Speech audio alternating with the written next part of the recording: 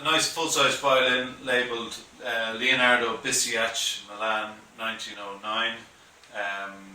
It's more than likely from the Czech Republic, and it plays very, very nice, good, the upper end of student models as well.